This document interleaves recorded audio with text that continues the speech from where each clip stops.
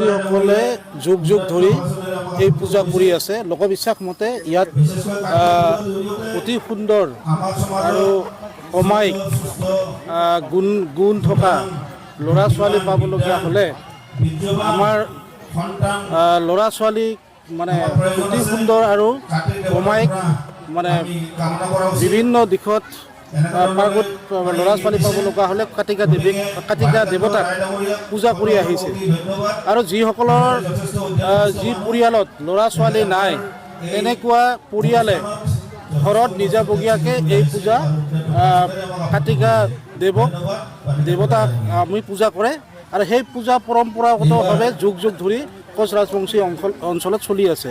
আৰু কাতিকা পূজা ভাৰতবৰ্ষৰ নৰ্থ ইষ্টত মাত্ৰ কোচ ৰাজবংশী আৰু দুটামান জনগোষ্ঠীয়ে এই পূজা কৰে আৰু দক্ষিণ ভাৰতত দুটামান ৰাজ্যত পূজা কৰে।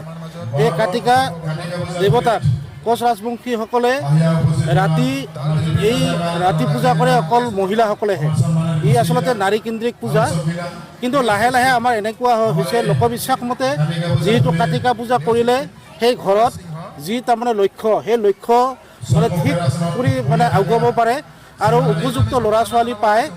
কিন্তু লাহে লাহে এই পূজা ৰাইজে কৰিব বিচাৰে, কিন্তু আমাৰ যিসকল পৰম্পৰাগতভাৱে পূজা যিসকলে মানে গান আৰু এই পূজাটো যিসকলে শিকি লয়, যি জানে, তেওঁলোকে লাহে লাহে নাইকিয়া হ'বলৈ আৰম্ভ কৰিছে।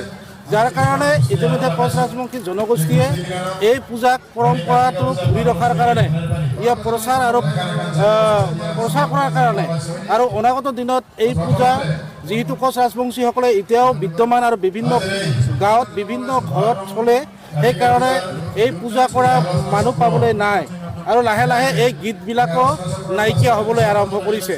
যিহেতু এই জনগোষ্ঠী আৰু এই পূজা আৰু ইয়াৰ পৰম্পৰা কোচ ৰাজবংশীসকলৰ লগত ওতঃপ্ৰোতভাৱে জড়িত, সেইকাৰণে এই পূজাক ধৰি ৰাখিবৰ কাৰণে আমি বিভিন্ন সংগঠনে ইতিমধ্যে এই পূজা বিভিন্ন অঞ্চলত কৰি আহিছোঁ।